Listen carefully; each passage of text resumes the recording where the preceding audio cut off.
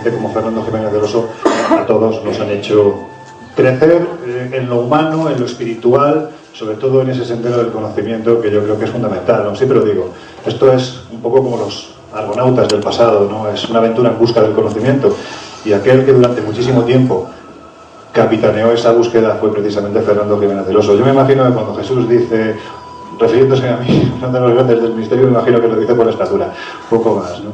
Y en cuanto a lo de los cachorros, sí es cierto, nos llamaban a los que por aquel entonces empezamos en Enigmas, a Iker Jiménez, a Fran Contreras, cuando empezamos en diciembre del año 95, hubo quien nos llamaba así los cachorros de Fernando, aunque hubo quien después cambió el término por los lobeznos de Fernando, ¿no? Hubo un poquito de todo, pero cuando hablo de Fernando yo, a ver cómo explicarlo, ¿no? Porque es difícil. Yo me emociono mucho porque para mí ha sido no solo esa persona que cuando yo me levantaba por la mañana y tenía 13, 14 años, pues veía su foto porque la tenía en el techo de mi habitación. Una persona a la que cada vez que íbamos a hacer exámenes, recuerdo por aquel entonces yo todavía no conocía ni a Fran, ni a David Sentinella, que se incorporó después a Enigmas, conocía a Iker, porque Iker y yo estábamos estudiando juntos en el instituto, ¿no? Y recuerdo cuando había exámenes, pues nosotros teníamos nuestro talismán, cada uno tenía su talismán. Entonces Iker llevaba siempre, especialmente los exámenes de matemáticas, que casi nunca probábamos, Iker llevaba una fotografía de Juan José Benítez y una fotografía de Antonio Rivera. Y yo llevaba una fotografía de Fernando Jiménez del Oso y otra fotografía de Juan García Atienza. Digamos que había una especie de disputa, ¿no? Por ver quién era mejor. Para mí, evidentemente, por encima de Fernando no había nadie. Y después de Fernando estaba García Atienza. Y para Iker, pues evidentemente Juanjo era su mayor referente y detrás de él estaba Antonio Rivera. Con esto lo que os quiero decir es que el ejemplo que pongo siempre es que cuando con 21 años decidimos lanzar un boletín que se llamaba La Última Hora, no porque fuera especialmente siniestro o porque tuviera que ver con difuntos, sino porque era un boletín de actualidad, ¿no? Tuvimos la osadía de enviárselo a Fernando Jiménez del Oso a su consulta de psiquiatra, y al poco tiempo recibimos una nota, F. Jiménez del Oso, psiquiatra, donde nos decía: estimados amigos, acabo de recibir su magnífico boletín, me gustaría suscribirme durante un año y aparte me encantaría contar con vosotros para un nuevo proyecto que estoy a punto de lanzar. Ese nuevo proyecto se llamaba Enigmas, se acabó llamando Enigmas. Os puedo decir que aquella primera nota nos hizo sospechar de nuestros compañeros de carrera, de universidad, porque claro, por aquel entonces, incluso todavía hoy, por desgracia, estas temáticas no son vistas quizás como se deberían de ver, ¿no? Aquí han pasado muchos ejemplos a lo largo del día de cómo el tratamiento serio de estos temas no es incompatible con que sea atractivo para que la gente quiera saber más, ¿no? Y claro, nosotros pensábamos, pues como éramos los cazafantasmas de la clase, pues pensamos que era una broma de nuestros queridísimos compañeros de clase, ¿no? Pero como venía un teléfono, decidimos llamar. Y al coger el teléfono, recuerdo que estábamos en casa de Iker, dos terminales, él en uno, yo en otro, llamaba a él siempre era la avanzadilla. Y en un momento determinado, teléfono, contesta alguien, una mujer al otro lado del teléfono: sí, por favor, ¿podría hablar con el doctor Jiménez del Oso? ¿De parte de quién? De Iker y Lorenzo. Un momento, por favor. Una musiquita parecida a esta que estamos escuchando, y de repente una voz cavernosa: ¿qué pasa? Ya tenía ganas de conoceros. Claro, la reacción de Iker y mía, que nos veíamos en un pasillo que no tendría más de 5 metros, él a un extremo, yo en el otro, fue: joder, y colgamos. Pero la inocencia, ¿no?, de esos 20, 21 años fue pensar: joder, este señor es un tío muy conocido, este señor seguro que tiene alguna forma de saber el teléfono desde donde se le ha llamado, seguramente nos va a localizar, y si nos quiere proponer algo como pones la nota, a partir de ahora se acabó nuestra carrera. Y llamamos inmediatamente, ¿no? Y ahí se puso Fernando, nos citamos con él un 22 de julio del año 1995, nos propuso la idea, que posteriormente vio color, vio papel, vio letras, vio mucha ilusión, que fue Enigmas, la revista que salió en noviembre, como decía Fernando, la revista definitiva. Y os puedo asegurar que la sensación que tuvimos cuando entramos en aquella redacción por primera vez, Fernando Jiménez del Oso Blado, Joaquín Gómez Ubrón, su íntimo amigo de toda la vida, un excepcional periodista, director adjunto de la publicación, al otro, un hombre que además ya nos habían advertido: tenéis que caerle bien a Joaquín, porque como le caigáis mal a Joaquín, a Fernando la acabaréis cayendo mal. Y recuerdo que entré en aquella redacción después de una primera reunión en su casa, en la que yo os aseguro que no abrí la boca, Y cuando entré, pues tartamudeando, ¿no? Pues, encantado de volver a verle. Y de repente, ¿os acordáis cómo arqueaba la ceja Fernando? Arquea la ceja y me dice: mira, chaval, como vuelvas a hablarme de usted, te vas a la puta calle. Así, textualmente me lo dijo. Yo en aquel momento entenderéis que me puse a llorar, porque dije, mi carrera ha sido la más breve dentro del periodismo del misterio. O sea, he empezado en un momento determinado y a los pocos segundos se ha ido a tomar por saco, ¿no? Pero ahí entendí que era el humor de Fernando. No, hombre, no te preocupes. Yo creo que me vio tan, pues eso, ¿no? Al borde de la lágrima, que dijo, por el chaval que le va a dar algo, ¿no? Y ahí empecé a conocer a un Fernando con el que tuvimos muchos, la inmensa fortuna de poder convivir, vivir durante muchos años, el día a día, con muchas alegrías, con alguna tristeza. Entenderéis que la mayor de las tristezas fue su marcha, en los últimos meses de vida, como fantástico psiquiatra que era, ¿no? Porque Fernando, quizás ese enorme divulgador que era, que no ha vuelto a ver ninguno igual y jamás lo volverá a ver, ese fantástico divulgador que era Fernando Jiménez del Oso, de una forma u otra eclipsaba al extraordinario psiquiatra que era, ¿no? Y los últimos meses de vida yo creo que él hizo una terapia, pero con nosotros. Vamos a ver, Fernando era, aparte de psiquiatra, aparte de divulgador, en cierto modo periodista, viajero, aventurero, también era médico forense, con lo cual él sabía perfectamente lo que tenía. Y nos fue acostumbrando en ese periodo de tiempo, que fueron especialmente los 3 últimos meses de vida, pues casi aleccionándonos de que más allá de esto hay una cosa, que es mucho mejor, ¿no? Las últimas palabras que recuerdo que me dijo fue: no te preocupes, salgo de una habitación y me meto en otra. Y lo recuerdo porque además, en ese instante, faltaban 10 días para que se fuera, cogió una mascarilla de oxígeno. Estaba el hombre un poco hecho polvo, se la puso en la frente y se me queda mirando y me dice: a que parezco un unicornio. Inmediatamente lo que me pidió fue una hamburguesa.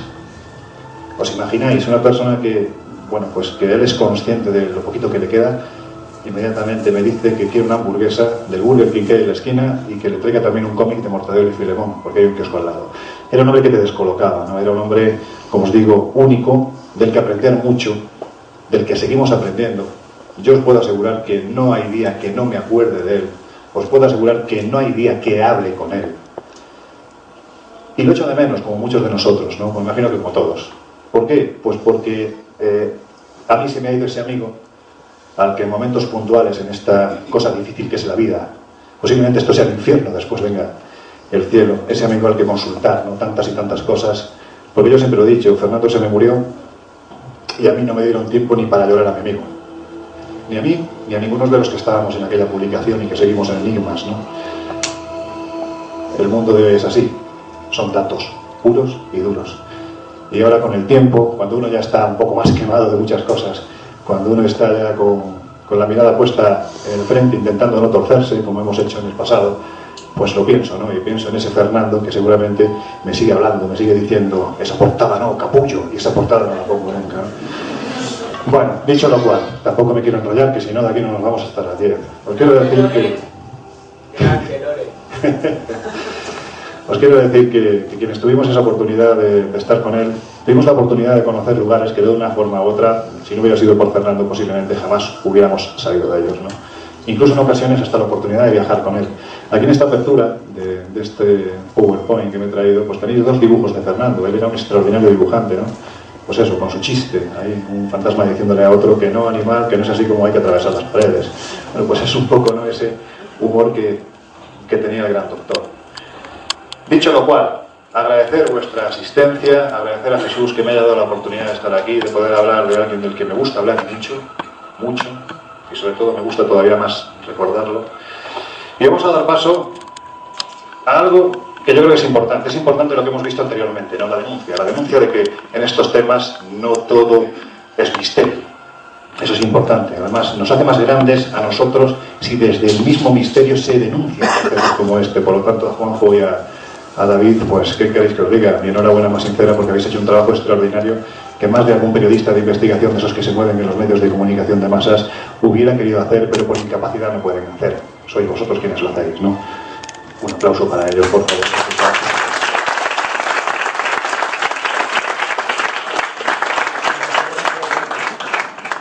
Y dicho esto, por otro lado, está la otra vertiente, hay que denunciar. Pero como nosotros hicimos en ese último número que homenajeamos a Fernando, diciendo que fue el hombre que nos hizo soñar, yo creo que es importante no perder la capacidad de soñar. Yo creo que es muy importante que sigamos pensando que hay lugares en el mundo de los que no está todo dicho, de los que a lo mejor en ocasiones dan miedo decir demasiado, que están esperando a que alguien los investigue, que alguien los rescate, que alguien nos diga qué fue lo que pasó. De esos lugares, algunos de los cuales nos mostró Fernando Jiménez del Oso, otros son lugares que a mí me han gustado especialmente, es de lo que os vengo a hablar, ¿no? Son 10, nos quedaremos, como digo, en 5, porque seguramente cuando yo digo que voy a ser breve la gente se echa a temblar, con lo cual no lo voy a decir, pero vamos a dar paso al primero de ellos, que no es esta página en blanco, es ahora algo que va a aparecer. Tenemos que situarnos en el año 1984, cuando un señor que tiene nombre de chiste de chiquito de la calzada, se llamaba Kiichiro Aratake, un submarinista extraordinario, empieza a bucear en las aguas de esta isla, ¿no? En el archipiélago de Japón, en la isla de Yonaguni, empieza a profundizar. Aquí tenemos un poco la composición de lo que nos encontramos en el lugar, para que os hagáis una idea, más o menos en el punto rojo este, no sé si se ve por aquí, es por donde estaría nuestro amigo Aratake buceando, y a unos 30 metros de profundidad se lleva una tremenda sorpresa. Hasta ese momento nadie lo había descubierto, nadie sabía que en este lugar había algo extraño. Unas extrañas formaciones geológicas, muy visibles, entre 30 metros, 60 metros, algunas de ellas se encontraban a 6 metros de profundidad tan solo, que por lo menos nos daban que pensar, ¿no? Tuvo que meterse un profesor de la Universidad de Ryukyu, es un geólogo marino llamado Masaki Kimura, para intentar investigar lo que hasta ese momento nadie se había atrevido a investigar, simplemente porque no se conocía. ¿Y qué es lo que pensó Masaki Kimura cuando vio esto, después de más de 150 inmersiones? Porque se encontraba ante algo inaudito, algo aparentemente antrópico, es decir, había sido hecho por el hombre. Pero cuando estamos hablando de entre 30 y 60 metros de profundidad aproximadamente, pues aquí las cifras se disparan. Evidentemente esto generó una polémica tremenda. Entre ellos hubo un geólogo de la Universidad de Boston llamado Robert Scotch, que bueno, pues empezó a decir que todo aquello no era antrópico, no podía ser real, era producto simplemente del capricho de las corrientes marinas, de los movimientos sísmicos que se producían en la zona. Pero Masaki Kimura empezó a indagar, a bucear, a estudiar mucho más este lugar y se dio cuenta de que aquello no podrían ser capricho de las corrientes marinas. Lo que pasa es que si atendemos a que el periodo de desglaciación empieza al final de la cuarta glaciación, estamos hablando de que durante aproximadamente 100.000 años en el planeta Tierra el agua que se evapora no vuelve a los océanos en la misma cantidad. ¿Por qué? Porque se congela. Quiere decir esto que hace aproximadamente 20.000 años los océanos estaban, pues el nivel de las aguas estaban aproximadamente 120-140 metros por debajo de lo que hoy conocemos. Es decir, nunca han estado por encima de lo que están ahora, pero sí han estado por debajo. Con lo cual, cuando empieza ese periodo de desglaciación, que termina aproximadamente entre el 10.000 y el 8.000 antes de Cristo, es decir, nos tendríamos que remontar la friolera de 10-12.000 años atrás, resulta que esto empieza a cubrirse de agua. Por lo tanto, si esto está manufacturado, si esto ha sido creado por el hombre, si esto en un momento determinado sirvió para que alguien habitara allí, tenemos que remontarnos entre 10, 12.000 o quién sabe si 15.000 años atrás. Y esto es una aberración histórica. Pensemos que en ese ranking que se ha desarrollado de las ciudades más antiguas del planeta, se nos dice que en el número 1 estarían los primeros asentamientos, los más primitivos de Damasco, con 12.000 años de antigüedad. A continuación, con 10.000 le seguirían los primeros asentamientos, poco menos que pastores, que deciden ubicarse en un lugar de Jericó, para hallar una estructura social tal y como hoy la conocemos, lo que sería una ciudad tal y como hoy la conocemos, tendríamos que remontarnos al 5.000, 6.000, como mucho 6.500 antes de Cristo. Por lo tanto, esto que ya te está revelando, en el supuesto de que admitamos que se puede tratar no de un capricho de las corrientes, sino de algo antrópico, nos remonta a un tiempo del que no sabemos absolutamente nada. Y de una civilización, supuesta civilización, de la que sabemos menos aún. Cuando uno bucea por Yonaguni, yo no lo he hecho, es una de las cosas que tengo pendientes y que bueno, pues que me imagino que en el futuro algún día lo haremos. Te encuentras cosas como estas, ¿no? Ves una serie de escalinatas, ves unos cortes absolutamente verticales, ¿no? De un tamaño monumental. Aquí tendríamos lo que sería ese punto que es conocido como Iseki Point, que es donde se encuentra la ciudad, supuesta ciudad de Yonaguni, esa ciudad que nos hace preguntarnos tantas cosas, ¿no? ¿Por qué? Porque Masaki Kimura, que vuelvo a repetir, es geólogo marino, que lleva el Departamento de Ciencias Físicas y Terrestres de la Universidad de Ryukyu, es decir, estamos hablando de un científico, no ve mal esa hipótesis que se baraja a unos niveles, vamos a decirlos así, alternativos, ¿no? Y cuando digo esto me refiero a que en muchos mitos del pasado remoto, para justificar, primero, la herencia constructiva, por ejemplo, de determinados pueblos, o también el lugar de procedencia del que estos vinieron, siempre se habla de unas tierras que estuvieron emergidas y que en la noche de los tiempos fueron hundidas o bien por unos dioses muy mal encarados, porque ya sabéis que los dioses en el pasado tienen muy mala leche, o bien porque se produjeron catástrofes naturales. Es decir, en esta zona del Pacífico sería más probable, si admitiésemos esta posibilidad de un continente que se hunde en la noche de los tiempos, pues sería más probable una explicación natural, ¿no? Porque estamos en un círculo de fuego, es una zona a nivel vulcanológica tremenda de volcanes submarinos y que en un momento determinado pueden hacer desaparecer una tierra emergida en cuestión de horas. Esto es lo que Masaki Kimura ha barajado como posibilidad para explicar. Ya me lo he cargado. Para explicar el por qué esto puede estar aquí, el por qué el hombre del pasado nos habla de mito para que aquel que le está escuchando entienda lo que se le está contando. Y muchas veces ese mito tiene algo de realidad. Porque cuando vamos al pasado, según vamos a ir viendo a lo largo de estas imágenes, te hablan, por ejemplo, de Mu, que estaría ubicado aquí, en esta zona del Pacífico. Yo recuerdo ahora mismo el libro del coronel James Chadwell, que en el año 1926 provocó una auténtica hecatombe, hablando en su libro, que fue un bestseller internacional, llamado Mu, el continente perdido.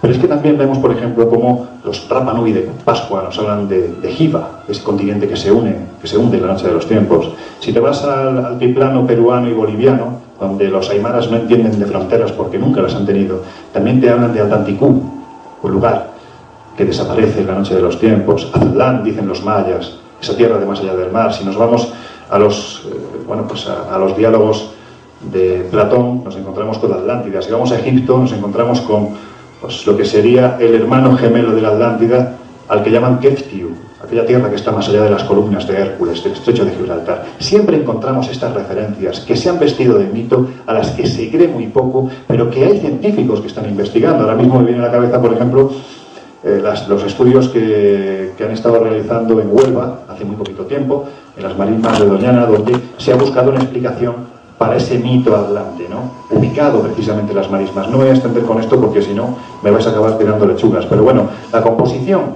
de ese mundo antiguo, según estos mitos, sería más o menos así. Tendríamos por un lado Atlántida, en este lugar, el continente de Mu, por esta parte de aquí, al que los pascuenses llamarían Jiva, es decir, sería una composición de un mundo muy diferente al que conocemos.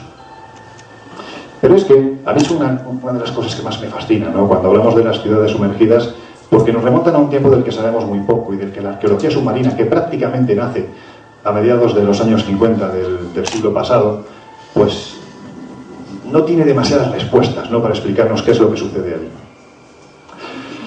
Por ejemplo, esto que habéis visto aquí sería el Golfo de México, ¿no? Por un lado tenemos la península de Florida, Cuba y la península mexicana de Yucatán.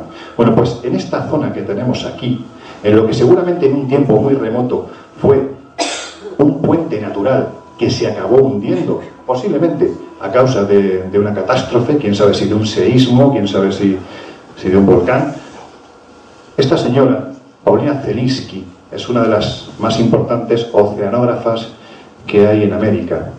Esta mujer, para que os hagáis una idea, fue la descubridora a 5 kilómetros de las costas de La Habana del buque Maine, que provocó en el año 1898 la guerra hispano-española, hispano entre España y Norteamérica, ¿no? Fue nuestro particular Pearl Harbor, ¿no? Porque posiblemente el buque Maine no fue hundido por quien se dice que se hundió, ¿no? Pero bueno, esta señora lo consiguió localizar. Y a esta señora, el gobierno de Fidel Castro le encomendó revisar todos los fondos oceánicos de la isla, de Cuba, para buscar, esa era la parte oficiosa, para buscar oquedades con la intención de crear bases para submarinos soviéticos.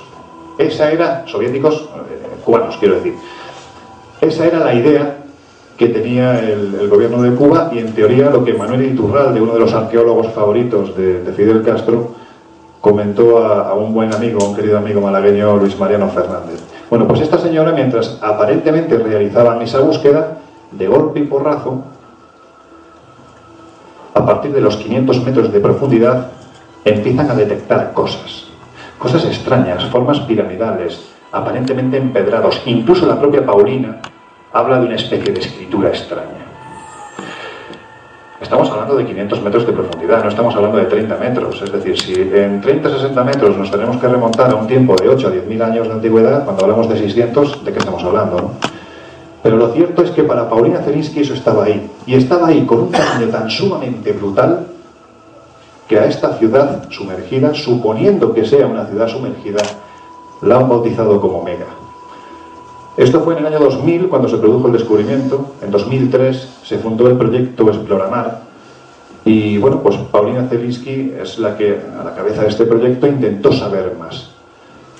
Hay que decir que poco tiempo después el proyecto, como en fin, estaba financiado por manos privadas, acabó perdiendo esa financiación y aquello se ha quedado allí, pues casi como esa cultura, como decía Manuel Iturralde, como ese recuerdo de una cultura que de una forma u otra se asentó en este lugar en un tiempo muy pretérito y que acabó colonizando todo el continente. Pero, si os parece, vamos a escuchar, a ver si se puede, a la propia Paulina Zelinsky hablándonos, bueno, no vamos a escuchar, hablando de este descubrimiento. Si es que yo consigo, no consigo. Pues nada, David, me habéis dejado aquí el karma del Germain. No se puede. Bueno, pues ya está. Paulina Zelinsky habla de lo que se encuentra en este fondo oceánico, ¿no? Estamos hablando de que estamos a una profundidad de 500-600 metros. Aquí el océano llega hasta los 3.000. Y se baraja esa posibilidad de que allí se encuentre una ciudad sumergida, una ciudad desconocida, perteneciente a una cultura de la que no tenemos ni idea. Incluso hay quien se atreve a hablar de una humanidad de la que ya no guardamos recuerdo, ¿no? Esta es un poco la recreación que se ha hecho de lo que podríamos encontrar abajo, una especie de templos, pues eso, una especie de pirámides, calles, pero vuelvo a repetir, todo construido a un tamaño exageradamente gigantesco. Aquí es donde me voy a mojar un poco, ya que hablamos de agua, de océanos, pues me voy a mojar un poco, porque cuando vas a América, aquí hay varios compañeros que han estado investigando, entre ellos Antonio Luis Moyano, mañana podéis escucharlo, hablando de las cosas que he investigado por América. En América, cuando te remontas a un tiempo pasado, que viene a ser en el entorno de los 4.500 años atrás, 5.000 años, la sensación que da por los pocos restos que nos han llegado es que aquello no está hecho a escala humana. Está más bien hecho a escala, vamos a decirlo así, de gigantes. O quién sabe si de esos mismos dioses con los que habitaron en esta región del planeta hace tanto tiempo parecían tener un contacto muy directo. Un contacto además ambiguo, ¿no? Porque por un lado les veneraban, decían que les enseñaban, pues por ejemplo en el caso de la región maya les enseñaban a Kukulcán, por ejemplo, les enseñaba las artes del cultivo, etcétera, etcétera, pero también requerían su sacrificio humano, es decir, esa extraña dicotomía del dios, por un lado benefactor, por otro lado tremendamente justiciero. Vuelvo a repetir, cuando vas, por ejemplo, mañana Antonio Luis hablará de Tiahuanaco.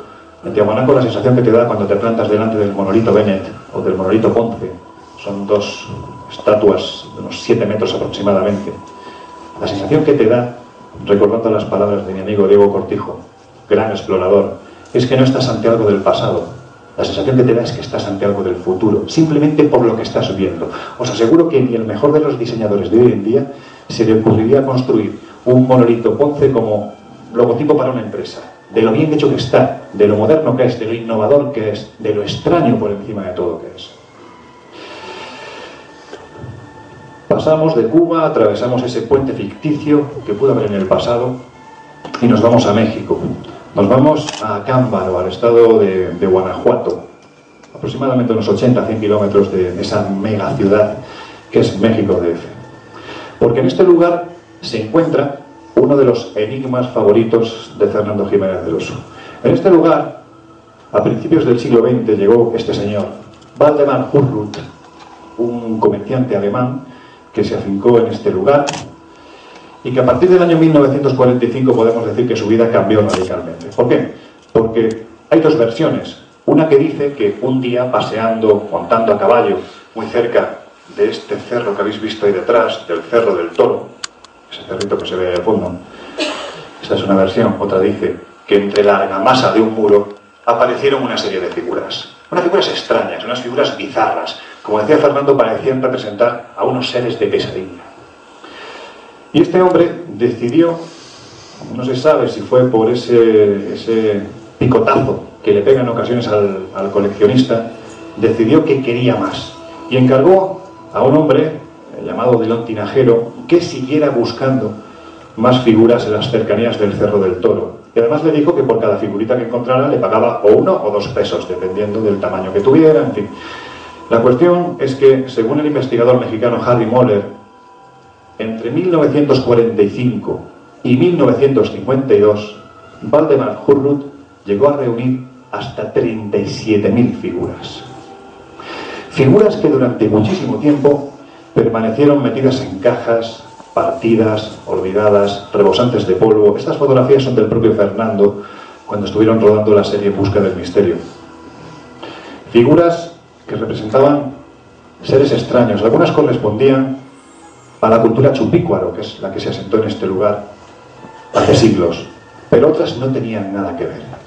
Otras eran una suerte de seres extraños, aparentemente animales del Jurásico, grandes saurios, pero que tampoco se correspondían con los saurios conocidos. Era como si alguien hubiera cogido un catálogo, lo hubiera mezclado y hubiera creado, vuelvo a repetir lo que decía Fernando, estas criaturas de pesadilla. Pero si la historia de por sí no fuera poco rocambolesca, en un momento determinado, en uno de esos paseos a caballo que hacía Hurruth por las cercanías del Cerro del Toro, el hombre tuvo la mala suerte de que se cayó y se partió parte del cráneo, ¿no? Perdió masa encefálica, perdió la cordura, y a partir de ahí las figuras fueron reconocidas como las figuras del loco Hurruth y olvidadas absolutamente, si es para mí que no estoy, y olvidadas hasta que a finales de los años 60 del pasado siglo, un auténtico detective del pasado, podemos decir, llamado Charles Hurwood, pues se acercó a Cámbaro, decidió que aquello había que analizarlo, y en una serie de laboratorios científicos de Westwood, en Nueva Jersey, se llevaron a cabo una serie de análisis. Pensemos, esto lo debatía en una interesantísima charla con mi amigo Antonio Luis Moyano hace unas horas. Pensemos que entonces todo lo que tenía que ver con los análisis por carbono 14, termoluminiscencia, estaba en ciernes, es decir, era muy poquito lo que se sabía y muy poquito lo que se podía aplicar, pero aún así Charles Hurwood llegó a la conclusión, después de analizar estas figuras, que podrían tener una antigüedad de entre 2.500 y 3.600 años. Por lo tanto, aparentemente, según estos informes, no estábamos ante un fraude. Pero entonces, ¿ante qué estábamos? ¿Quién demonios había hecho estas figuras? Y sobre todo, ¿qué quería representar? Esta es otra de las fotos de Fernando. Fernando era un excelente fotógrafo y además le encantaba la fotografía en 3 dimensiones.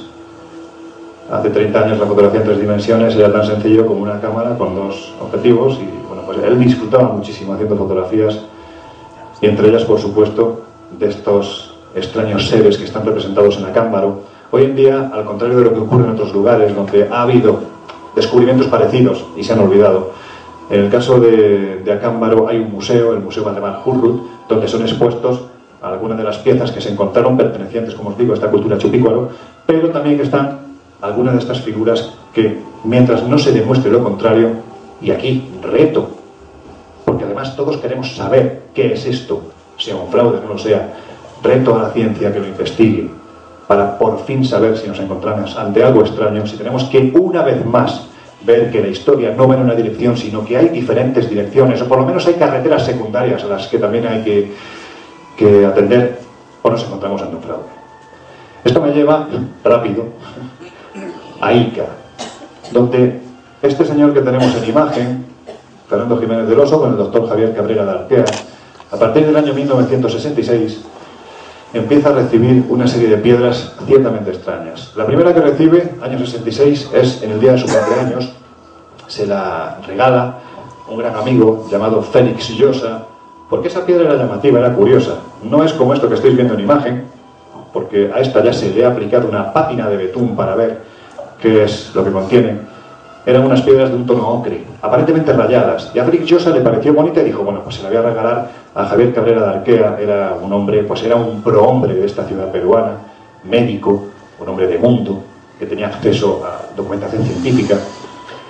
Recibió esta piedra y bueno, pues casi a partir de ese día, como decía el propio Cabrera, su vida cambió, ¿no? Lo que eran sus bases del conocimiento del pasado, especialmente de la paleontología, se cayeron al suelo radicalmente. Y a partir de ahí, como le ocurriera al loco Husrut, empezó a coleccionar piedras. Sus primeros proveedores fueron los hermanos Soldi.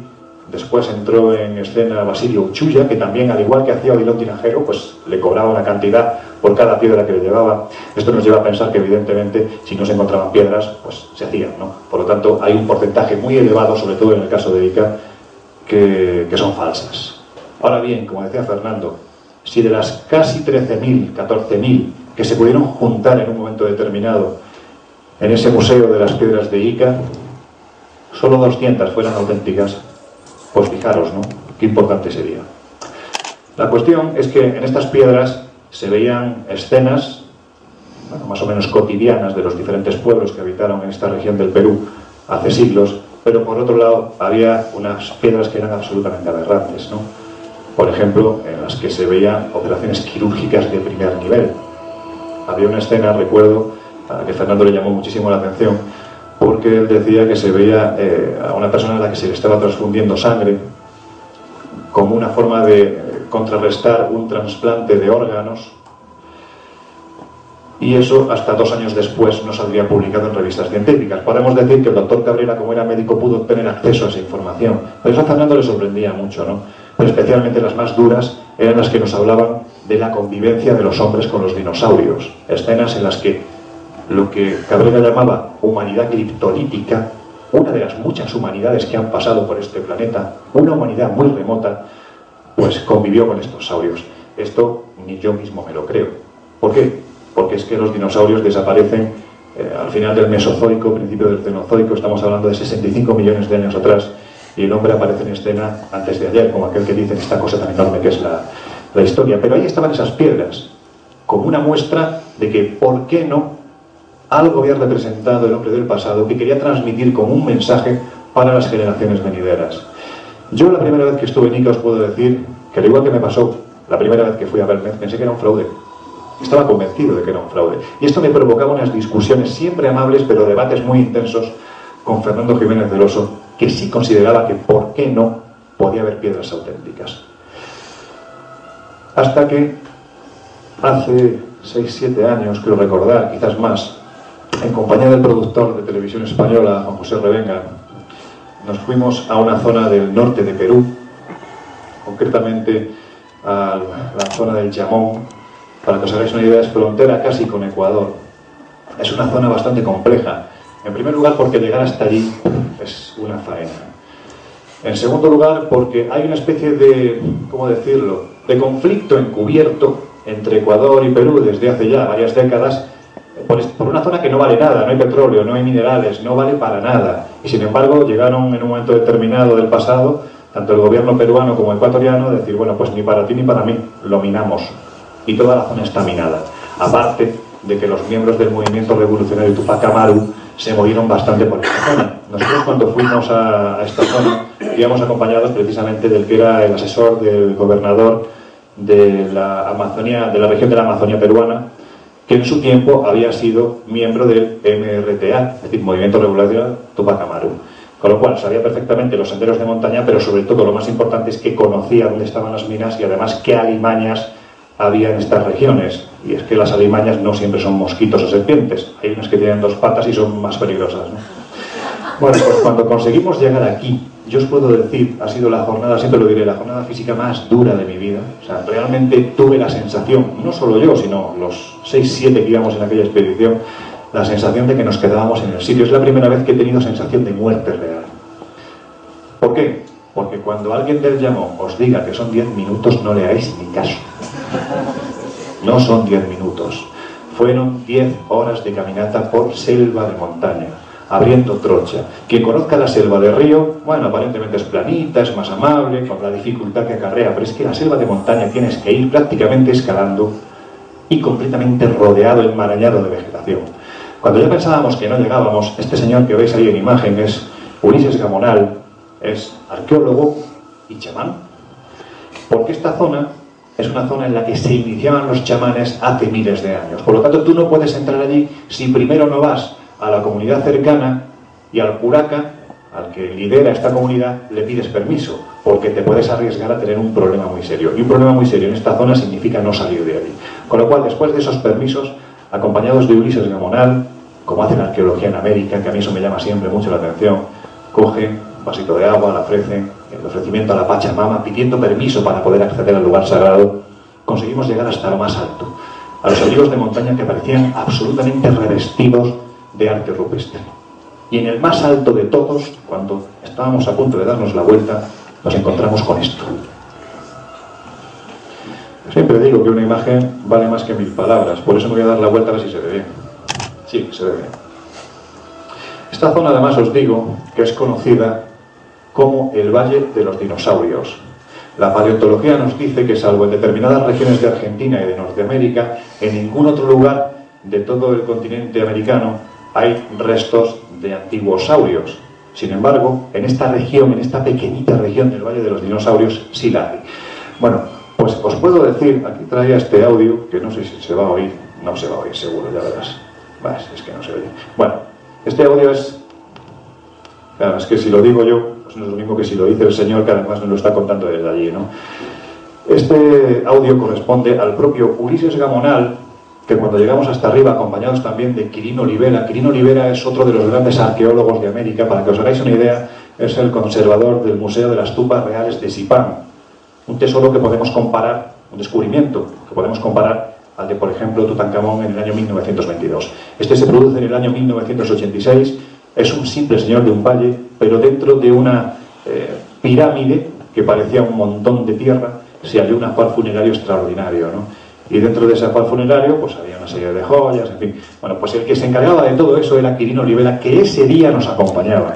Y el hombre, evidentemente, a pesar de ser un hombre de campo, en el sentido de que es de los que está con la piqueta limpiando los restos del pasado, pues tampoco sabía muy bien dónde iba. Iba el hombre con unos pantalones de pinzas, unos zapatos de vestir, y casi se despeña, acabó completamente despellejado, ¿no?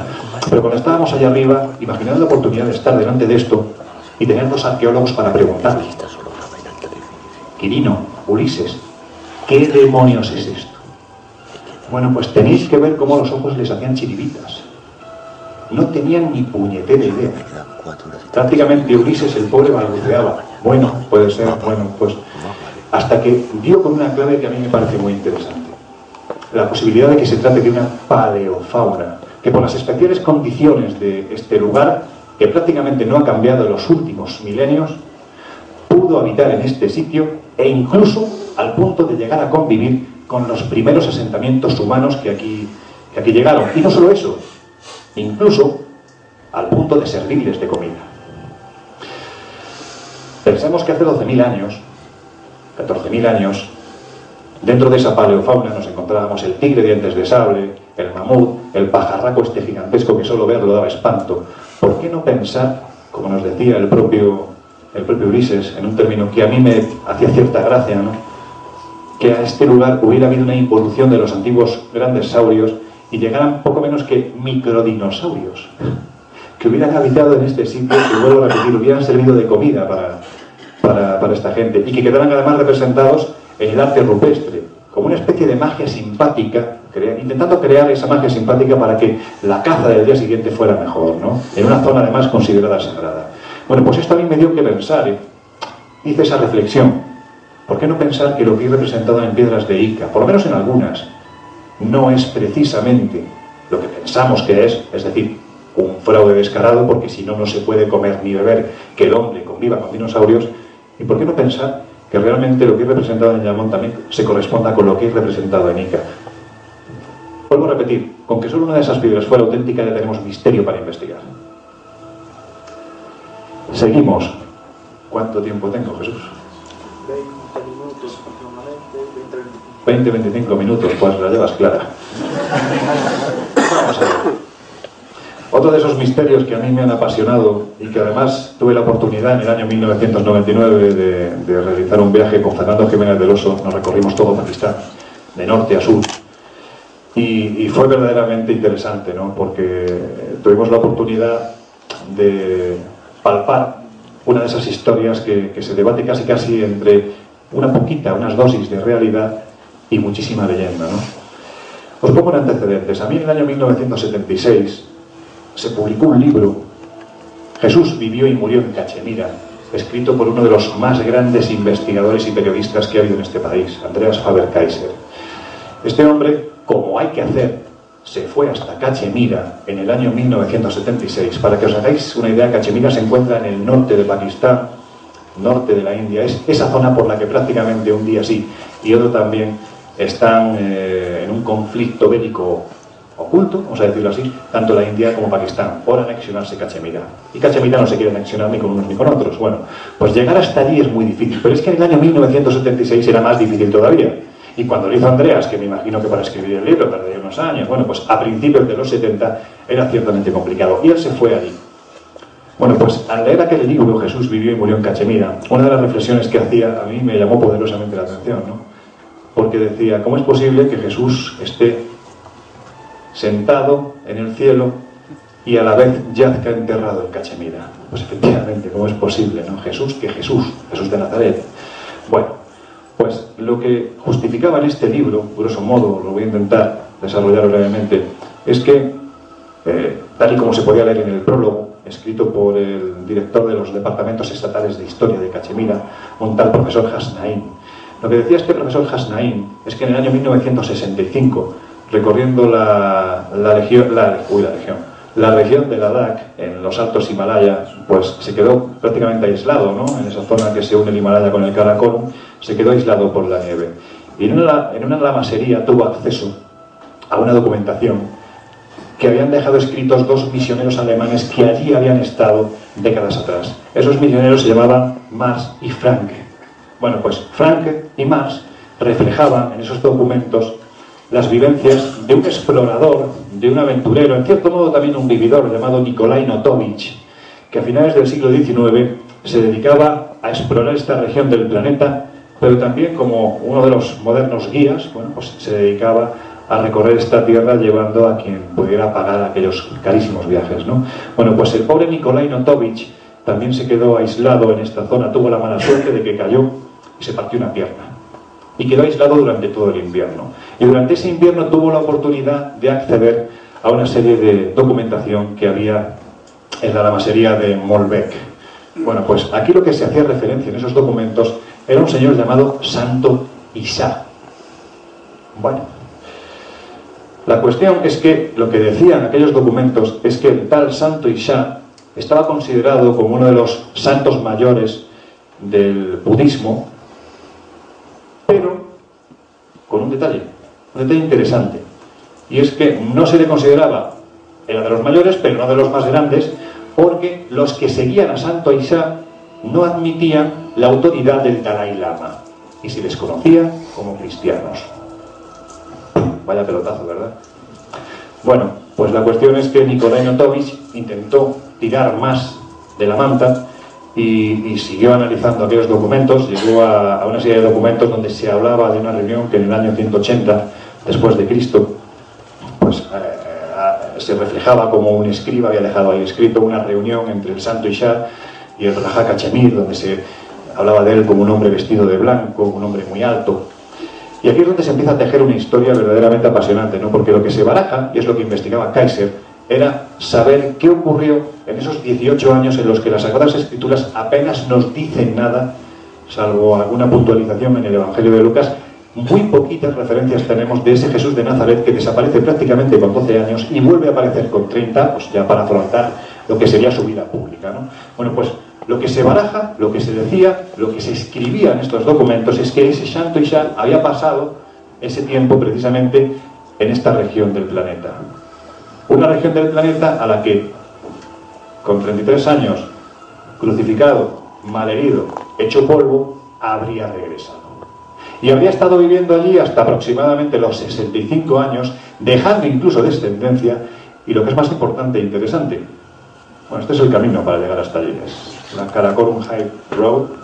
Aquí han muerto más de 30.000 personas para hacer esta carretera entre China y Pakistán. Es que me pongo al lado y no pongo las fotos. Bueno, esto es Cachemira, un poco es considerada algo así como la Venecia de la alta montaña. ¿Y por qué es importante? Porque en la capital de Cachemira, Srinagar, está la tumba de Santo Isa y se venera a Santo Isa. Allí está enterrado, y para mucha gente que año tras año, especialmente en los días importantes, acuden a este lugar, están convencidos de que el que está enterrado allí es ni más ni menos que Jesús de Nazaret. Entonces, claro, vuelvo a esa pregunta que hacía al principio Faber Kaiser, ¿no? Si Jesús está enterrado en Cachemira, ¿qué pasa con la resurrección? Aquí falla algo. Pero es que Kaiser ofrecía una serie de documentos en los que no me voy a alargar porque si no me vais a acabar, como vuelvo a repetir, tirando lechugas. Vamos al cuarto y quedan todavía, fijaros, no hasta 10.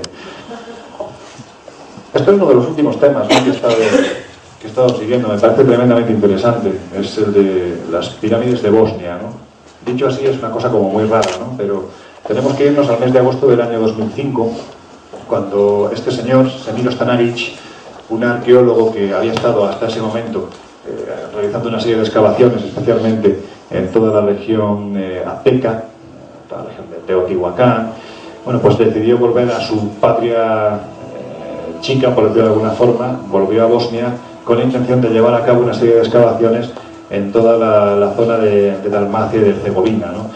¿Por qué? Porque allí había una particularidad bastante curiosa, ¿no? Y es que muy cerca del río Bosnia encontramos unas esferas extrañas que se parecen muy mucho a las que en otra parte del mundo, concretamente en Costa Rica, seguramente habéis oído hablar de las esferas de Costa Rica, bueno, pues ahí están y nadie sabe qué demonios hacen allí, ¿no? Bueno, pues este hombre fue con la intención de intentar recabar más datos y de golpe y porrazo, cuando llega a la región, se planta delante del monte Visoko y se queda alucinado, ¿no? Y dice, bueno, pero si es que esto es una pirámide de un tamaño descomunal. Y decide empezar las excavaciones. Hay que decir que en todo momento el gobierno ha prestado su apoyo, su ayuda, en la medida de lo posible, para que este hombre, Semiro Stanagic, haya llevado a cabo estas excavaciones. Os podéis hacer una idea de que hablar de pirámides en Bosnia y además decir, como dijo Stanagic, que pertenecían a la cultura de los ilirios, que se asentaron en esta región del planeta en el 12.000 a.C., es una auténtica barbaridad. Ya no es solo que tengamos pirámides en Bosnia, sino que es que además tienen 14.000 años. Claro, esto despertó una encendida polémica que se ha mantenido prácticamente hasta el día de hoy. Entre otros, el director de la revista Archaeology, Mark Rose, que fue el primero que embistió directamente contra lo que allí se veía, asegurando que se estaba creando una especie de arqueología ficción y que en un momento determinado iba a ser imparable, aunque posteriormente se demostrara de que aquello no eran más que construcciones absolutamente naturales, pues no se iba a poder parar y quien iba a defender precisamente eso, ¿no? Pero Stanagic, que era un hombre bastante terco, decidió seguir con sus investigaciones. Hace muy poquito tiempo, bueno, os digo, este domingo pasado, en el programa de radio, entrevistamos a uno de los arqueólogos españoles que ha ido precisamente a esta región, al Visoko, para entrevistar, o sea, para excavar y ver qué ocurre. Fernando Magdalena. Fernando Magdalena, vuelvo a repetir, es un arqueólogo que hace 3-4 días nos decía que cuando él fue estaba convencido de que aquello era imposible, es decir, es un fraude absoluto.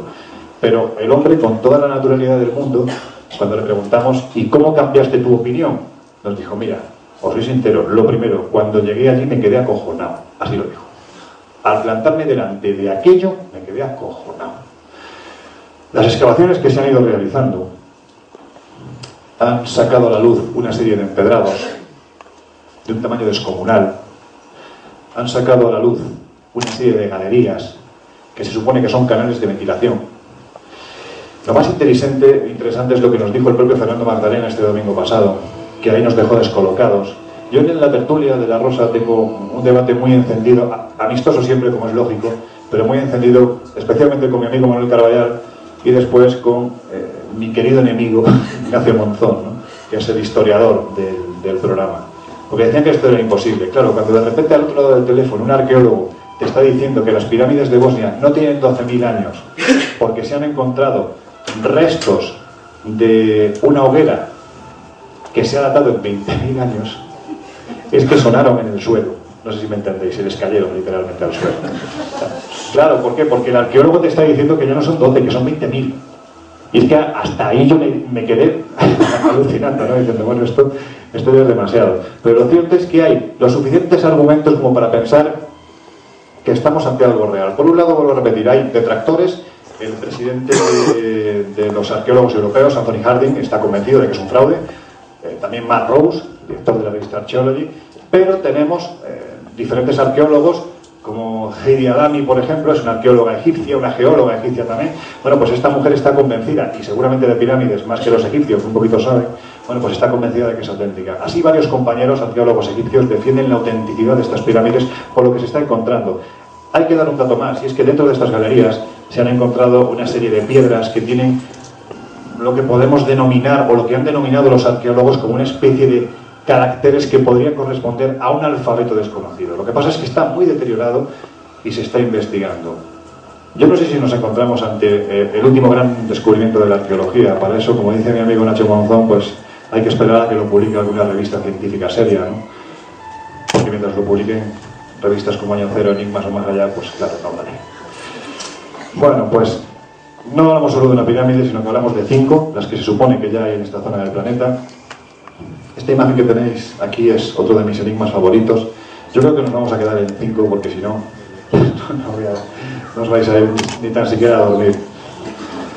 Esto que veis ahí, fijaros, ¿no? Vamos a ver. Mirad, se ve, ¿no? Vaya puntito, ¿verdad? ¿Qué puntito tan pequeño? ¿Y cuántos enigmas atesora esta pequeña porción de tierra llamada Isla de Pascua? Deciros que cuando el 25 de septiembre del año 1531 un señor llamado Núñez de Balboa llega a la costa pacífica, al mar austral, y ese día debía de estar muy tranquilas las aguas porque generalmente son muy turbulentas, tan tranquilas que le puso Océano Pacífico, ¿no? Y decidió que tenía que ir más allá para ampliar el imperio. Muy poquitos podrían imaginar que en ese más allá físico, es decir, real, no hablo de algo espiritual, había una tierra habitada por una gente muy especial. Una tierra que fue por primera vez cartografiada en el año 1671 por un pirata llamado Edward Davis, que menos mal que se quedó a tan solo 2 millas de la costa. ¿Por qué? Porque le daba miedo unas extrañas figuras de arcilla, dijeron que eran de arcilla, que se veían amenazantes colocadas en toda la línea de costa. Y digo menos mal porque a pesar del nombre jubiloso que tenía su barco, se llamaba The Bachelor's Delight, la delicia de los solteros, aquellos eran una caterva de sanguinarios piratas que si hubieran desembarcado en Isla de Pascua, pues seguramente hubieran hecho lo que poco después, unos siglos después, se encargaron de hacer los negreros peruanos, ¿no? Que fue esquilmar a una población que en su momento llegó a tener 5.000 habitantes y que a finales del 19 apenas, según dijo el padre Hirot, apenas había 111.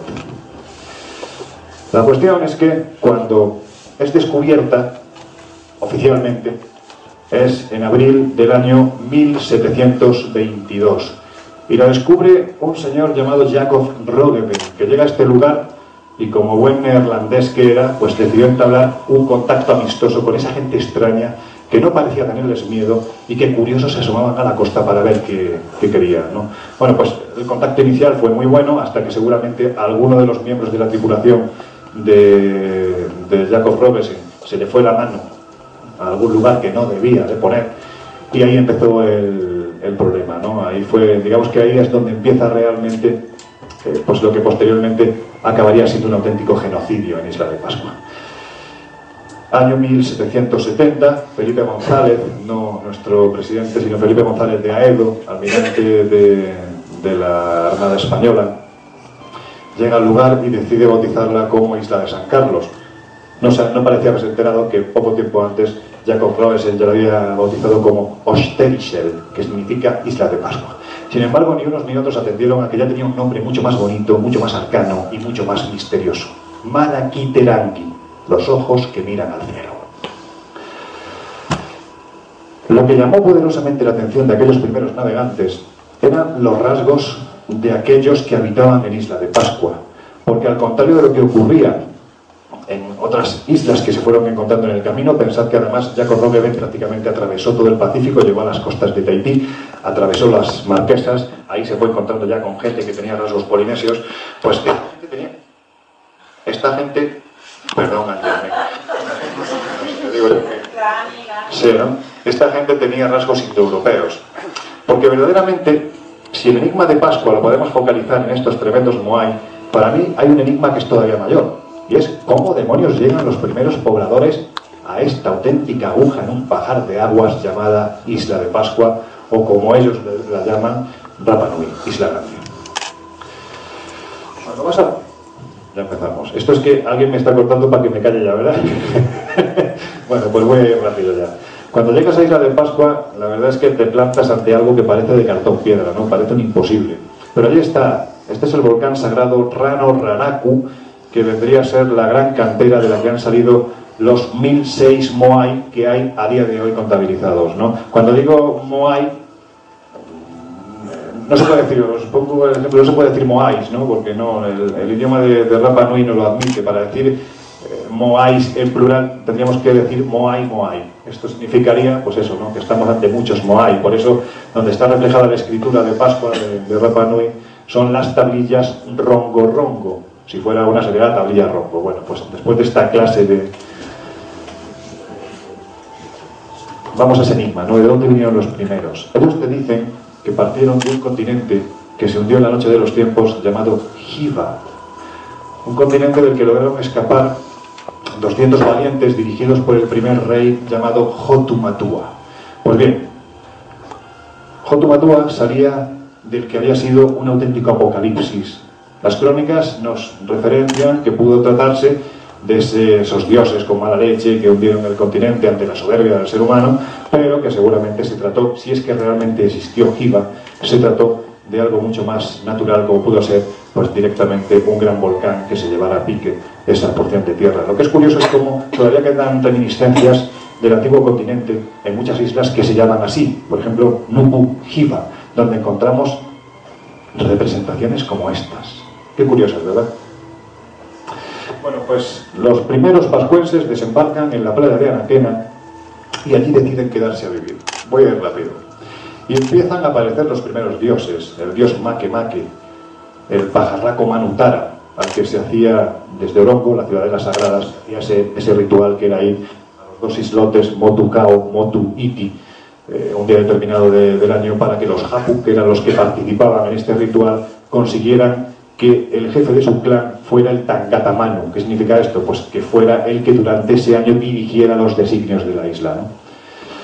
Pero también estaban los demonios Kaba Kaba, esos seres que aparecían durante la noche y que todavía hoy son muy temidos. Nosotros tuvimos la oportunidad en Pascua de ir por la noche, a eso de las 11, al Ahu Tongariki.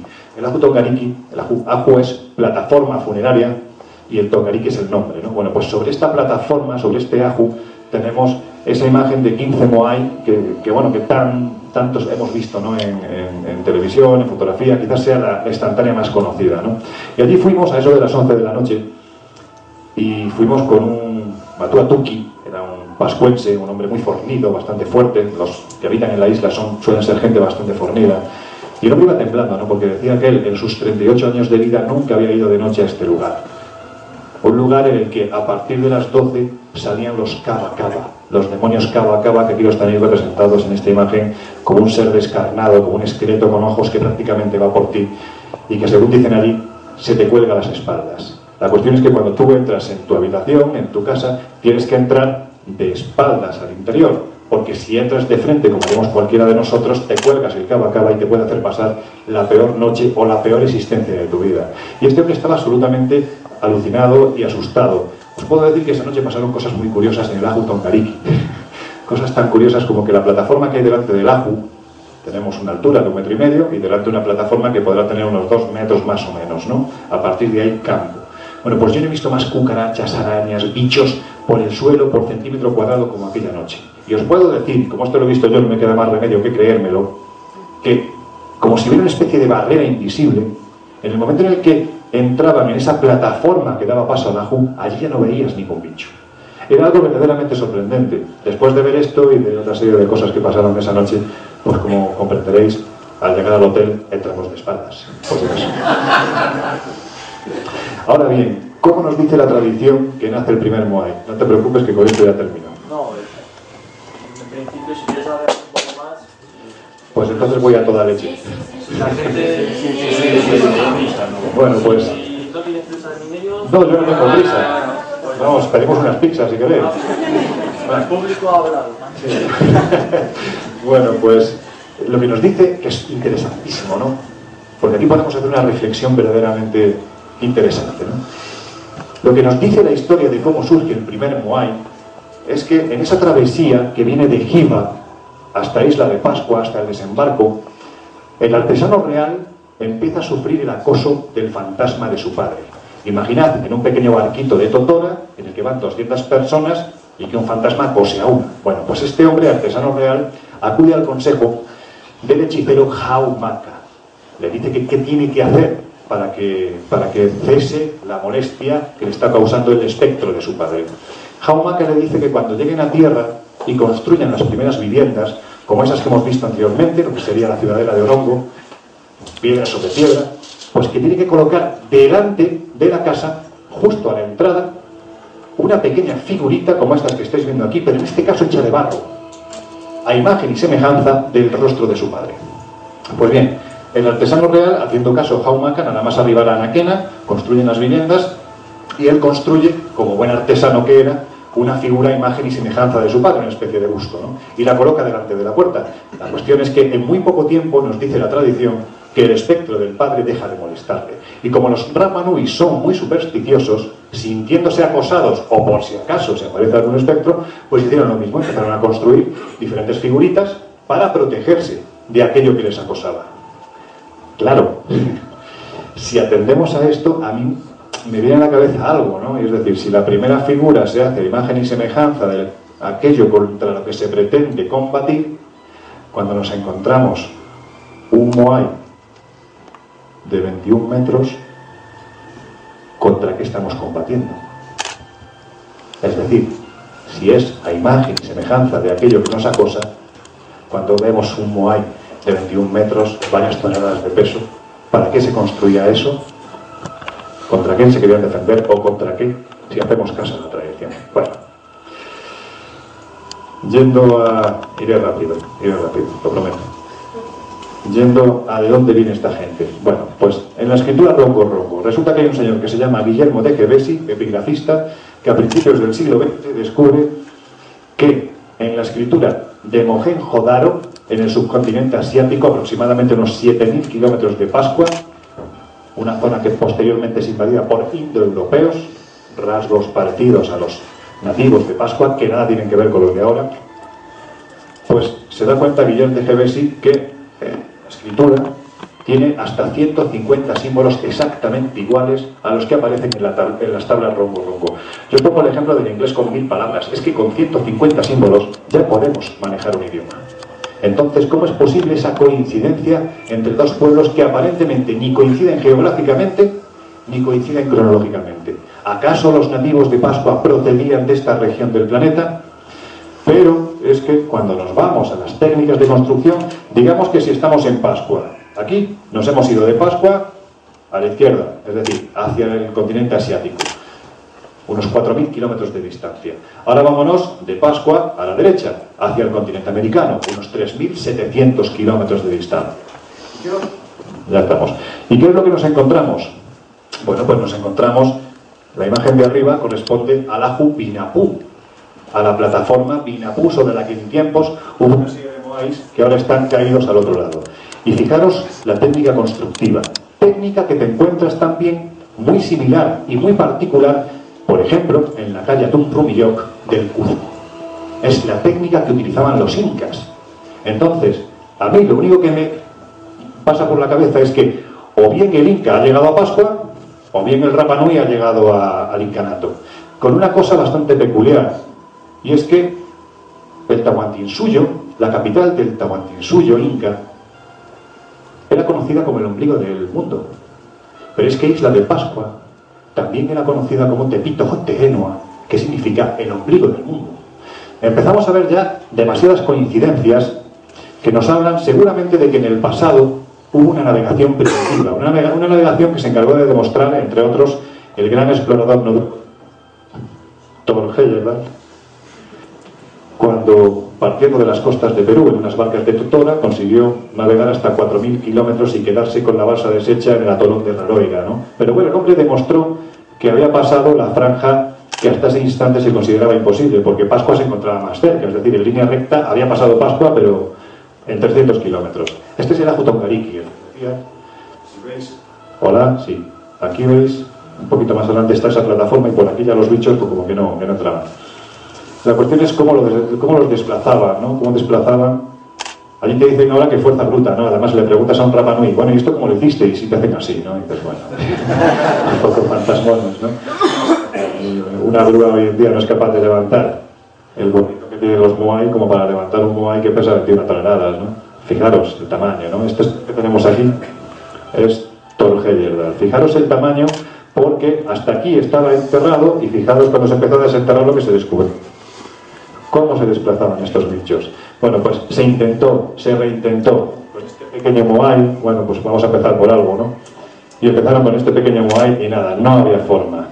Y se siguió reintentando. Esta es la última tesis que se ha barajado, que la ha expuesto, la ha publicado National Geographic, donde atando con cuerdas al cabezón del moai, pues entre varios grupos de personas van tirando para un lado, el moai se venea, a otro se venea, y así va, pasito a pasito.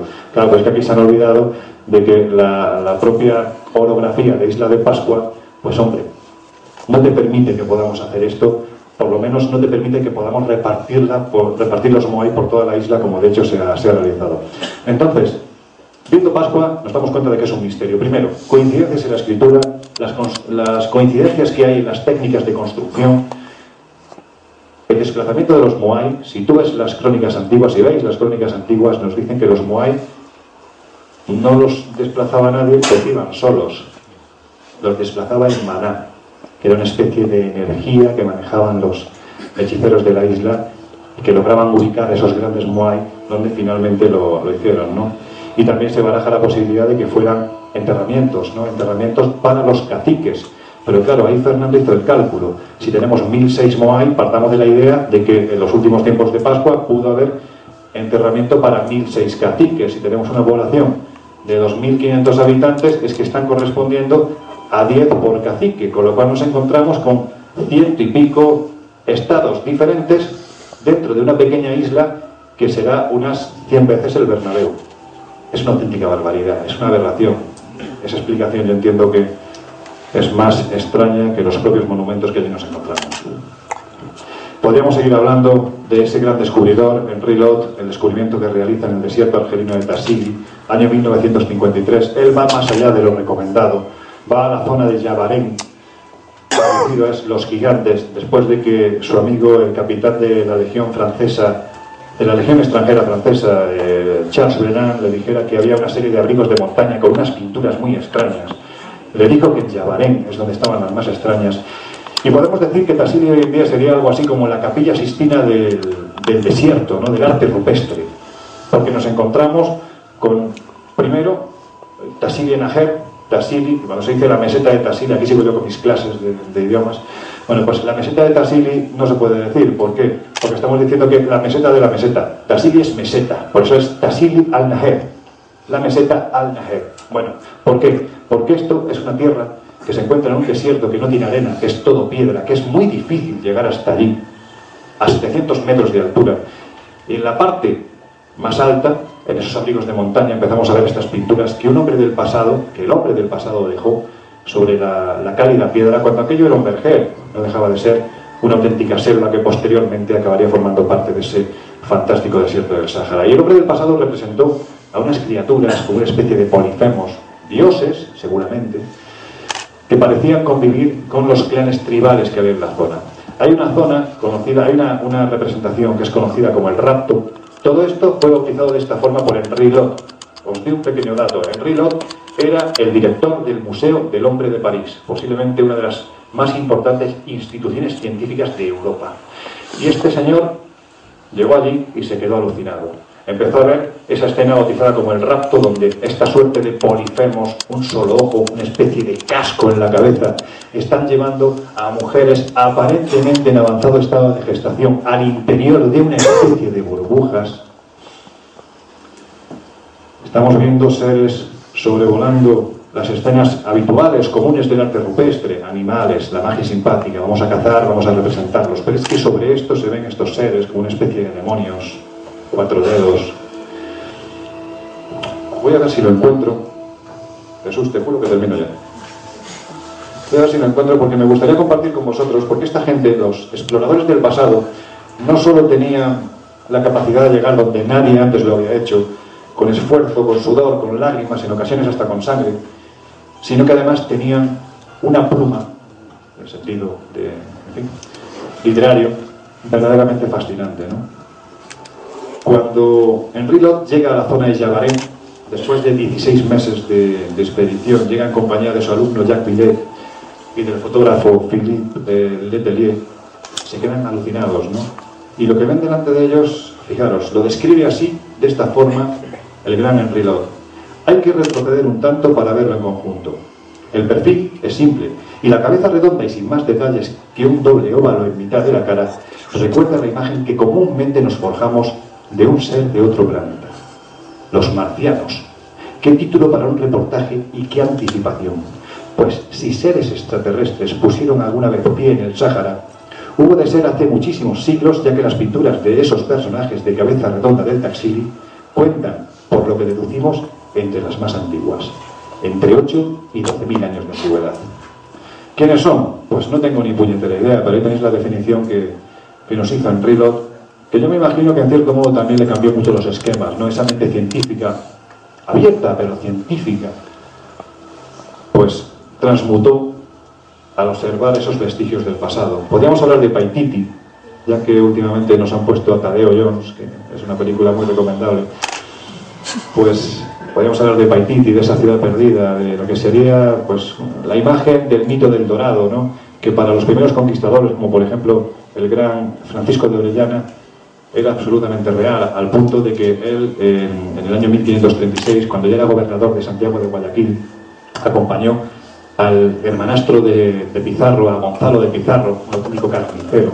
Le acompañó en una expedición en la que iban 4.000 indígenas, 200 caballeros y 2.000 cerdos, para buscar precisamente por un lado el Dorado, por otro lado el país de la canela, porque habían quedado fascinados después de visitar la laguna de Guatavita en Colombia, donde existía la leyenda del hombre dorado. Todos los días la etnia de los muiscas llevaba a cabo el mismo ritual. A su jefe lo montaban en una barca, lo ponían en mitad de la laguna sagrada y le asperjaban polvo de oro, porque consideraban que ponerle una armadura de oro era demasiado vulgar, de tal forma que con un ungüento pegajoso ese oro quedaba adherido al cuerpo. Posteriormente el señor se tiraba al agua y el oro quedaba ahí. Pensad hasta qué punto se desató la fiebre del oro, que uno de los conquistadores, González de Quesada, que era más burro que un arao, el hombre este parcianotes con la cabeza, pues decidió desecar la laguna y poniendo en fila india, nunca mejor dicho, a unos 2.000 indios, con calabazas en la mano empezó a vaciar la laguna. Bueno, pues lograron vaciar aproximadamente 1 metro, ¿no? Y en ese metro aparecieron tantas toneladas de oro que decidieron que ya no seguía porque el esfuerzo era mayor, porque había que encontrar el lugar de donde procedía ese oro. Ese oro supuestamente procedía de una ciudad que se encontraba en mitad de la selva, mitológica, pero que encuentra, como os digo, esa parte real, que no es ni más ni menos que el Paititi. Hay mucha gente que la ha buscado, nosotros hemos ido en 2 ocasiones, hemos llegado allí hasta donde hemos podido, porque la tradición dice que los elementos se revuelven contra aquellos que se acercan demasiado. Os traía un audio de Gael García, era nuestro guía de selva, un chaval de 30 y pocos años, que llevaba toda su vida buscando a su padre en la selva. Su padre formaba parte del ejército peruano. En una ocasión que estaban buscando narcofactorías, hablamos en la década de los 70, pues sobrevolando la zona, en un momento determinado vieron luces por debajo de la arboleda y decidieron bajar con cuerdas, dando la orden de que al cabo de 2 o 3 horas volviera el helicóptero a por ellos. Bueno, pues cuando volvió el helicóptero no había ni casas, ni había fuegos, ni había soldados, ni había nada de nada. Habían desaparecido todos y todo. Y para Gael García, aquello se había convertido poco menos que en una especie de cruzada, ¿no? Él quería buscar respuestas porque estaba convencido de que su padre había sido, de una forma u otra, llevado a ese mítico reino de Paititi, del que se decía que aquel que llegaba hasta allí pues no podía salir. Nosotros fuimos en su búsqueda y tuvimos la oportunidad de conocer a gente como el que tenéis en imagen, este señor que se parece a Nosferatu. No es Nosferatu, es Marty Parsinen. Es un tipo encantador. Él mismo lo dice. Ya sé que me parezco a Nosferatu. Es finlandés. Y es el director del Instituto Finlandés de Estudio Iberoamericano. Es una cosa como muy rara, pero existe. Y la cuestión es que son los que están llevando a cabo las últimas excavaciones y descubrimientos, especialmente en la zona de Acre, en el sur de Brasil, donde están apareciendo, por desgracia, en esa zona que está talando el ser humano de la Amazonía, pues están apareciendo estos enormes geoglifos, enormes figuras que nos llevan a pensar que aquí sí pudo haber asentada una gran población con una estructura social muy definida, cosa que hasta hace muy poquito tiempo no se admitía, porque la historia nos decía que salvo pequeñas tribus de no contactados en mitad de la Amazonía, simplemente por ser un entorno tan inhóspito, no había nada más. Bueno, pues eso está apareciendo, y Marty Parsinen, en este audio que también traía, nos decía eso, ¿no? Que él está convencido de que sí, el Dorado es un mito, pero el Paititi, la ciudad perdida, está ahí. Y estos son los primeros descubrimientos que nos están llevando precisamente hacia el lugar. Os hablaría de Rennes-le-Château, de ese cura que descubrió pues unos manuscritos extraños. De Nazca ya no os voy a hablar porque mañana vais a tener la oportunidad de escuchar a Antonio Luis Moyano, que lo ha investigado en profundidad y además las ha sobrevolado en varias ocasiones. Bueno, fijaros, esta es tremenda, ¿verdad? Esto que hay aquí. Bueno, pues nada, que cada cual piense lo que quiera. Fijaros qué seres más extraños, ¿no? Es que no solo tenemos el colibrí, no solo tenemos el lobo, el jaguar, la araña, parezco Félix Rodríguez de la Fuente, ¿verdad? El brujo.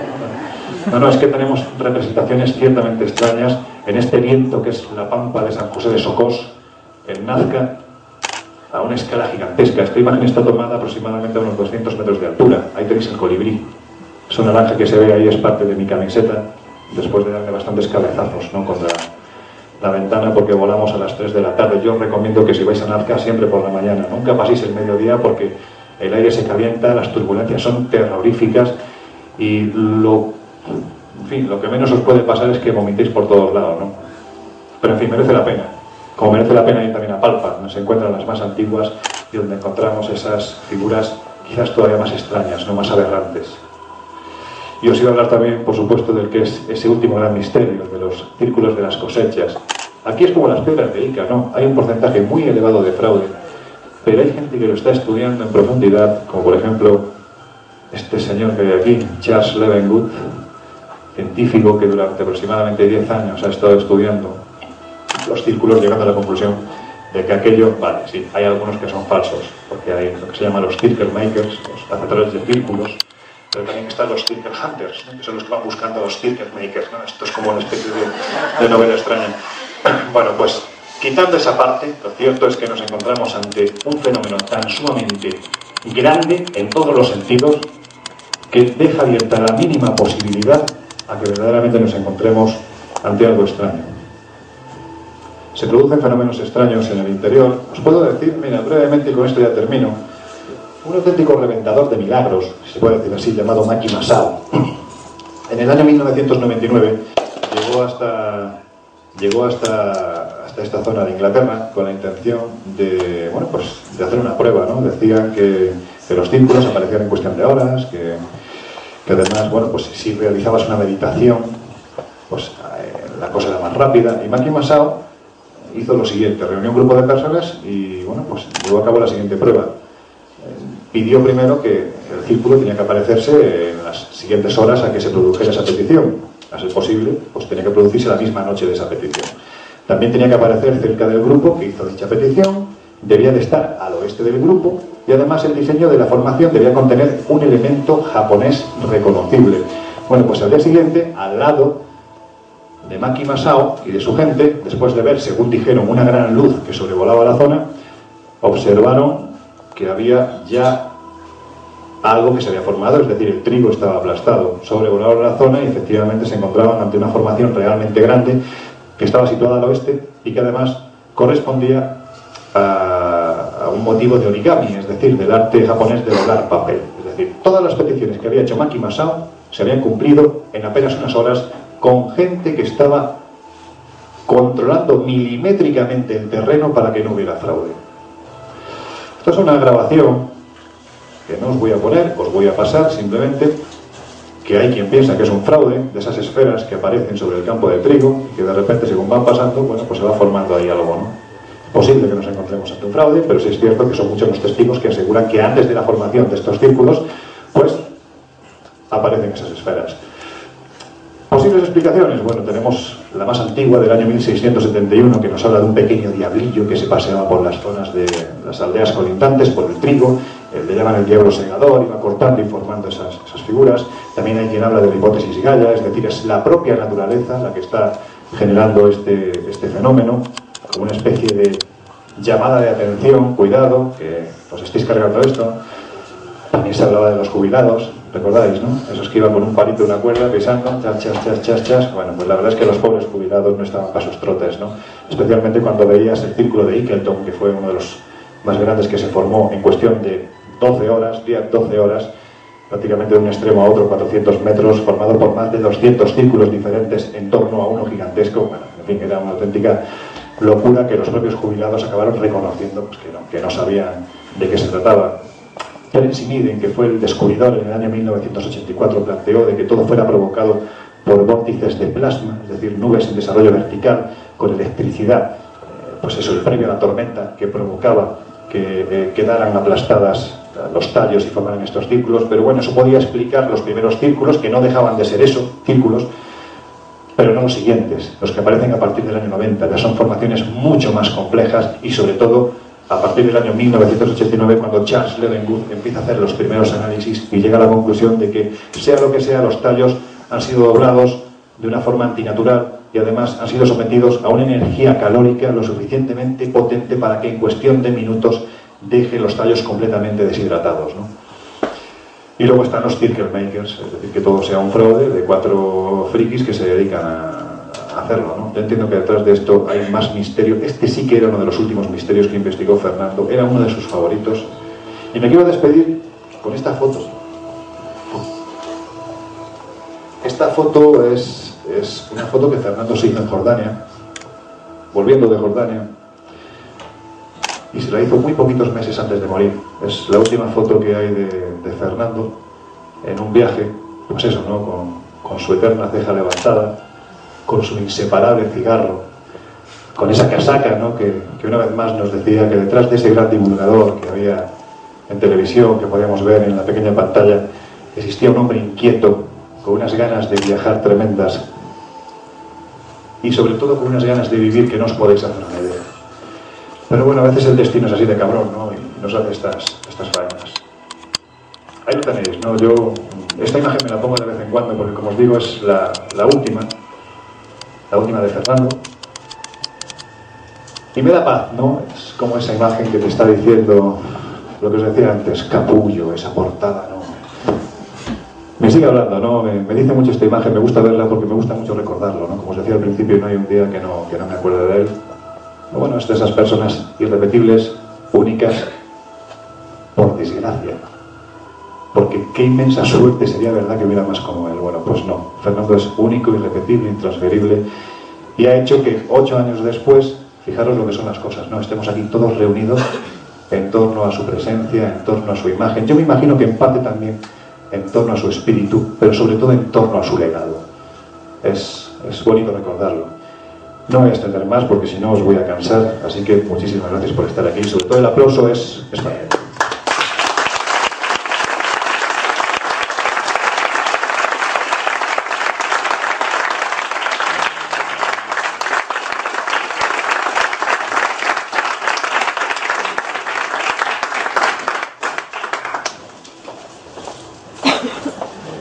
Vaya charla que os he pegado. Tienen cosas que contar, ¿eh? Tienen cosas que contar. Esto sí. Como decía al principio, bueno, si me equivocaba al decir que era uno de los grandes del misterio, pues vosotros podéis juzgar ahora que habéis disfrutado de la ponencia. Vamos a hacer, si os parece, unas cuantas preguntitas, muy rápidas y breves si puede ser. Así que si hay alguna, vale, por ahí hay una.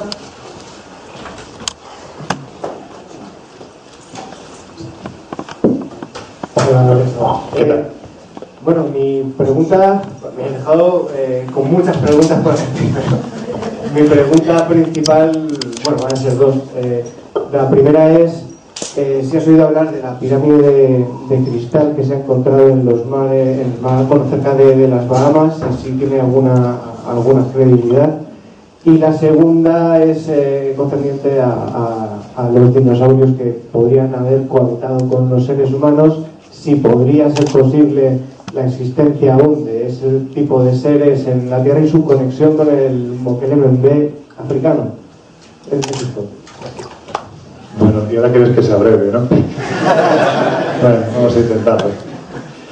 Pues mira, respecto a lo de la pirámide de cristal, me imagino que te refieres a esta noticia que ha salido hace un mes aproximadamente.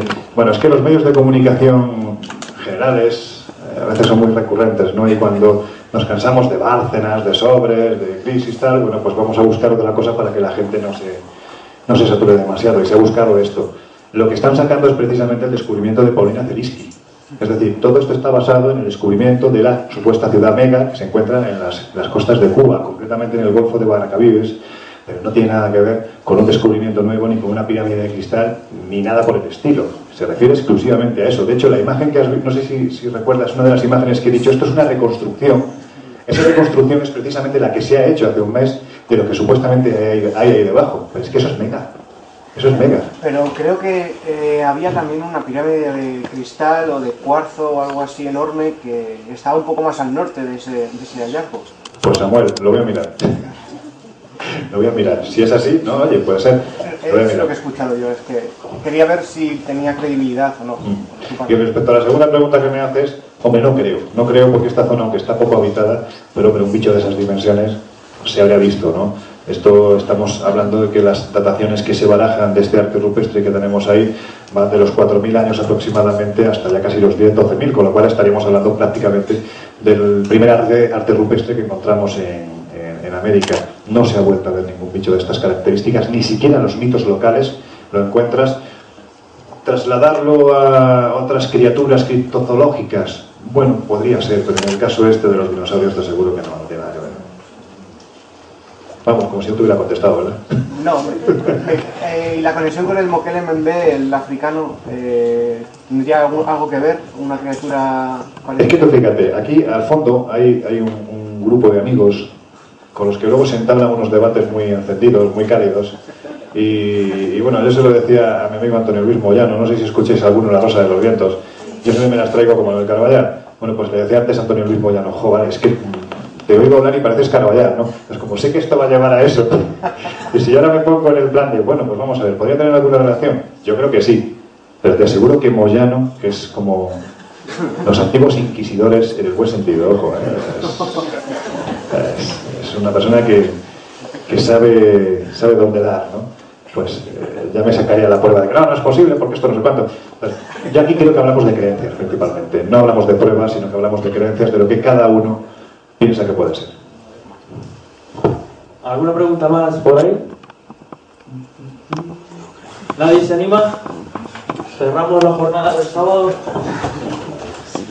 Ahí se han encontrado algunos restos de los dinosaurios esos que dibujaban Restos de los dinosaurios que has visto dibujados, no. Lo que sí se han descubierto son fósiles que se corresponden, bueno, pues a algún cetáceo. Por ejemplo, ¿cómo se llamaba? La Leviatán Melvillei, es el último descubrimiento que se ha realizado de un balleno gigantesco de hace 50-60 millones de años. Y en este caso allí sí hay restos de esas características, pero restos que nos recuerden la presencia que hemos visto, no. Porque es que una de las tesis que se barajó es que el hombre de ese pasado, de hace 5 o 6 mil años, hubiese observado algo en forma fósil que lo hubiese llevado a representarlo en el abrigo de montaña, pero que sepamos en esa zona no hay nada parecido.